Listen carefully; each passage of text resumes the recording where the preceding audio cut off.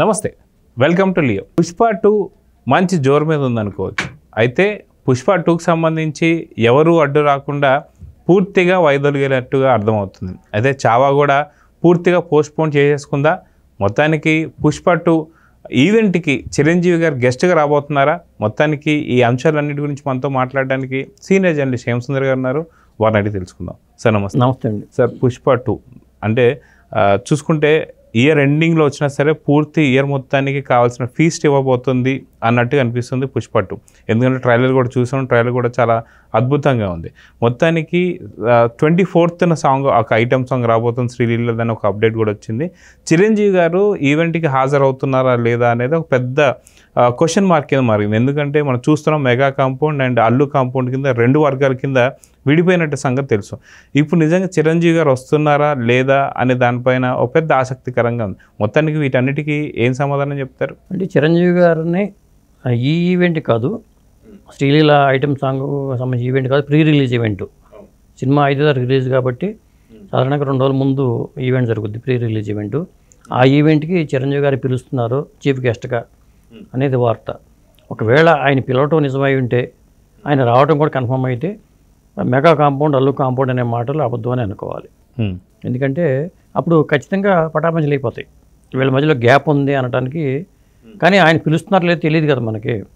పిలిస్తే ఆయన తప్పకుండా వస్తారు. ఎందుకంటే మరి ఆయన పెద్ద మనసుతోనే ఉంటారు కాబట్టి ఖచ్చితంగా వచ్చే అవకాశాలు అయితే ఉన్నాయి. అయితే శ్రీలీలకు సంబంధించిన సాంగ్ అయితే కిసిక్ సాంగ్ అంటున్నారు దాన్ని. అది 24వ తారీఖు సాయంత్రం. 24వ తారీఖు సాయంత్రం ఈ పాట రిలీజ్ అవబోతుంది, శ్రీలీల ఐటమ్ సాంగ్ అది. కాబట్టి ఈ సాంగ్ మీద అయితే అందరూ చూస్తున్నారు. అంటావా మామ ఆ రేంజ్లో ఉంటుందా ఈ పాట? అప్పుడు పెద్ద హైలైట్ అయింది. పుష్ప 1లో సమంత పాడిన పాట పెద్ద హైలైట్ అయింది. ఆ రేంజ్లో ఈ పాట ఉంటుందా లేదా? ఎందుకంటే అదే ఆ రేంజ్లో ఈ పాట ఉంటేనే జనంలోకి బాగా వెళ్తుంది. అవును. అయితే ఇప్పుడు ట్రైలర్ చూసుకుంటే ఒక అద్భుతంగా మనం చూసాం. ఎందుకంటే సినిమాలో వేరే లెవెల్ నెక్స్ట్ అంటే వైల్డ్ ఫైర్ లాగా కనిపించబోతుందని అయితే అర్థమవుతుంది.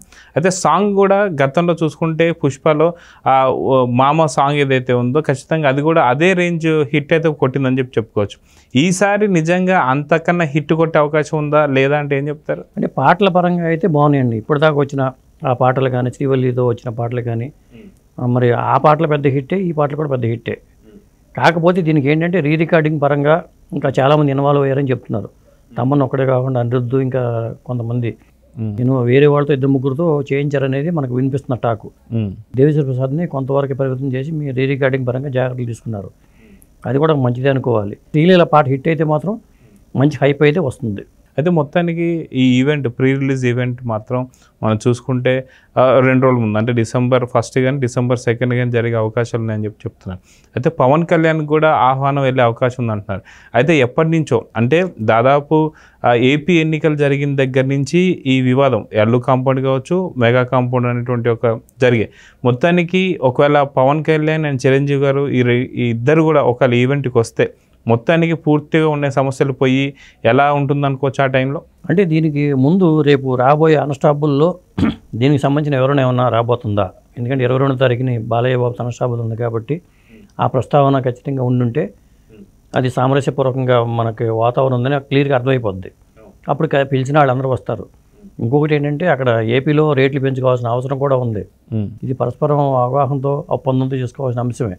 ఇప్పుడు ఎన్టీఆర్ జూనియర్ ఎన్టీఆర్ సినిమా దేవారికి ఎట్టయితే రేట్లు పెంచుకునే పర్మిషన్ ఇచ్చారో ఖచ్చితంగా పుష్ప సినిమా కూడా వాళ్ళు పర్మిషన్ ఇస్తారు. అందులో అనుమానం ఏమీ లేదు. కాబట్టి ఇక వీళ్ళు గెస్ట్లుగా ఎవరెవరు వస్తున్నారు ఏంటి అనేది సెకండరీ. ఇంకొకటి ఏంటంటే ఈ సినిమాకి సంబంధించింది, ఈ సినిమాకి ఏంటంటే కలిసి వచ్చే కాలం అని చెప్పాలి. దీనికి పోటీగా చావా అనే సినిమా రాబోతుంది, విక్కీ కౌశల్ది. అది ఎఫెక్ట్ ఇస్తుంది అనుకున్నారు కానీ ఇప్పుడు చావా బరిలోంచి తప్పుకుని మళ్ళీ సంక్రాంతి బరిలోకి దిగుతుంది అన్నట్టుగా వార్తలు వచ్చినాయి. అది దిగితే 10వ తారీఖు దిగితే మళ్ళీ గేమ్ చేంజర్తో పోటీ పడుతున్నట్టుగా వార్తలు వచ్చినాయి. మళ్ళీ ఇప్పుడు గేమ్ చేంజర్తో సంక్రాంతి బరిలో కాదు, ఇంకా వర్క్ కావాల్సింది ఉంది, ఫిబ్రవరికి పోస్ట్పోన్ చేస్తున్నారు అనేది లేటెస్ట్ సమాచారం. కాబట్టి చావా బాధ అనేది పుష్పకి తప్పినట్టే. అదే అండి. అయితే మొత్తాన్ని మనం చూసుకుంటే దాదాపు డిసెంబర్లో ఓన్లీ సింగిల్ సినిమాగా రాబోతుందా పుష్ప? ఎందుకంటే ఇప్పటికే వాళ్ళు ఒక రికార్డ్ నెలకొల్పాలని చెప్పి ట్రై చేస్తున్నాం. దాదాపు 11,500 థియేటర్లలో రిలీజ్ చేసి ఫస్ట్ డే రికార్డ్ ఏదైతే ఉందో ఇప్పటికీ RRR పైన ఆ రికార్డ్ని బద్దలు కొట్టాలనే ఆలోచన. సో ఓన్లీ రామ్ చరణ్కున్న రికార్డు బద్దలు కొట్టాలనే అల్లు అర్జున్ ఆలోచిస్తున్నాడు అంటే ఏమంటారు? రామ్ చరణ్ రికార్డు కాదు కానీ వీళ్ళు ఒక కొత్త రికార్డు RRRకి పేరుతో ఉంది, హైయెస్ట్ రికార్డు 223 కోట్లు ఎంతో RRR పేరుతో ఉంది. ఆ రికార్డు కొట్టాలనేది వీళ్ళ టార్గెట్. రామ్ చరణ్ రికార్డుని పెట్టుకోవాలా, హైయెస్ట్ రికార్డు సాధించాలి, ఫస్ట్ డే కలెక్షన్ పరంగా ఒక రికార్డు సాధించాలనేది వీళ్ళ టార్గెట్. కాకపోతే వీళ్ళు కలిసి వచ్చే టైం అనే అనుకోవాలి. ఎందుకంటే ఇప్పుడు వచ్చిన సినిమాలు వరుస పెట్టి పెద్దగా ఆడలేదు. ఈ వారం వచ్చే సినిమాల్లో మెకానిక్ రాకీ ఒకటి ఉంది, జెబ్రా ఒకటి ఉంది, కొద్దిగా వాటి మీదే కొద్దిగా హోప్స్ ఉన్నాయి. అవి హిట్ అయితే చెప్పలేం కానీ జనరల్గా అయితే పుష్ప వచ్చే టైంకి ఒక సోలో రిలీజ్ కానీ భావించాల్సి వస్తుంది. చాలామంది ఒక పెద్ద సినిమా కోసం వెయిట్ చేస్తున్నారు మళ్ళీ. కాబట్టి అది వాళ్ళు జనాలు ఓపెనింగ్స్ పరంగా వీళ్ళు అనుకున్న ఫిగర్కి అయితే రీచ్ అయ్యే అవకాశాలు ఎక్కువగా కనిపిస్తున్నాయి. ఎందుకంటే 11,500 థియేటర్లు అంటే మాటలు కాదు కాబట్టి ఖచ్చితంగా RRR రికార్డుని అయితే కొట్టడానికి సిద్ధంగా ఉన్నారు వీళ్ళు. వాతావరణం కూడా అనుకూలంగా ఉంది. వేరే సినిమాలు ఏవి ఆ పుష్ప దరిదాపులో కూడా రావట్లా. కాబట్టి అదే రోజు సినిమా రిలీజ్ అయితే వీకెండ్ వరకు కూడా ఆ పుష్ప ప్రవాహం అనేది, కలెక్షన్ ప్రవాహం అనేది కొనసాగుద్ది. 5వ తారీఖు, 6వ తారీఖు, 7వ తారీఖు అటు ఆదివారం వరకు దాదాపు ఆ 3 రోజులు 4 రోజులు మాత్రం ఖచ్చితంగా కలెక్షన్ రాబట్టే అవకాశం అయితే ఉంది. వాళ్ళు అనుకున్న 1000 కోట్లు వాళ్ళు టార్గెట్ అనుకుంటే 1000 కోట్లు రాబట్టడం పుష్పకి అయితే పెద్ద కష్టమేం కాదు. అయితే గతంలో మనం చూసుకుంటే అన్ని సినిమాలకి సంబంధించి ఫస్ట్ డే రికార్డ్స్ మీద బద్దలు కొట్టడానికే వీళ్ళు ప్రముఖంగా ఆలోచిస్తున్నారు. కానీ ఇప్పటికే బిజినెస్ ఏదైతే జరిగిందో అది టోటల్గా 1000 కోట్లు దాటిందా అనేటువంటి క్వశ్చన్ మనం ఆహా వేదిక చూసాం. సో ఎంతవరకు వసూలు చేసే అవకాశం ఉంది అని చెప్పేసి అంటే ఏం చెప్తారు? పుష్ప 2 హిట్ అయితే మాత్రం ఖచ్చితంగా ఈజీగా 1,500 కోట్లు రాబట్టడానికి అవకాశం అయితే ఉందండి. లేదా పుష్ప 1 కన్నా ఇంకా బెటర్గా ఉందనుకుంటే ఖచ్చితంగా 1000 కోట్లు వస్తుంది. సూపర్ డూపర్ హిట్ అనుకుంటే మాత్రం ఖచ్చితంగా వాళ్ళు 1,500 కోట్లు తక్కువగా అయితే రాబట్టే అవకాశం అయితే లేదు. ఎందుకంటే 1000 కోట్లు దాటితే మాత్రం వాళ్ళు సక్సెస్ అయినట్టే. 1000 కోట్లకి దాటలేకపోతే 700 కోట్లు 800 కోట్లు కలెక్ట్ చేయగలిగితే మాత్రం అక్కడ ఫెయిల్ అయినట్టుగా, సుకుమార్ ఫెయిల్ అయినట్టుగా చెప్పుకోవాల్సి వస్తుంది. ఎందుకంటే ఎక్కువ డైరెక్టర్కి క్రెడిట్ వెళ్తుంది కాబట్టి సుకుమార్కి ఒక ఒత్తిడికి గురి చేసే ఇష్యూ ఇది. ఎందుకంటే మరి ఇంత బడ్జెట్ పెట్టి తీసి ఎంత కాలం పెట్టి తీసినప్పుడు ఖచ్చితంగా జనాల ఎక్స్పెక్టేషన్స్ ఎక్కువగా ఉంటాయి. అందుకోసమే ఇప్పుడు పాత ఫాజిల్ పాత్ర కానీ అది బన్వర్ సింగ్ షెకావత్ పాత్ర చాలా హైలైట్ అయిన పాత్ర. అలాగే రష్మికకి ఒక క్రేజ్ ఉంది. ఇప్పుడు ఆ అమ్మాయికి సాయి పల్లవికి ఎంత క్రేజ్ ఉందో రష్మికకు కూడా అంత క్రేజ్ ఉంది. పాటల పరంగా కానీ దీని పరంగా చూసుకున్నప్పుడు అన్నీ కలిసి వచ్చే అంశాలే ఉన్నాయి. పైకి అతనికి క్రేజ్ ఉంది. అల్లు అర్జున్కి మలయాళంలో మంచి క్రేజ్ ఉంది.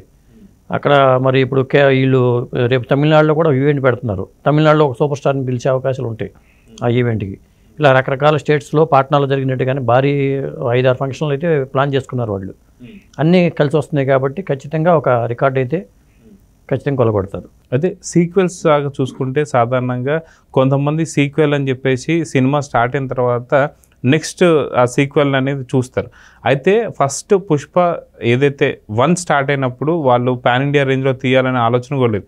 కానీ అది హిట్ అయిన తర్వాత దాని పుష్ప 2 అనేది మళ్ళీ మార్చుకున్నారు.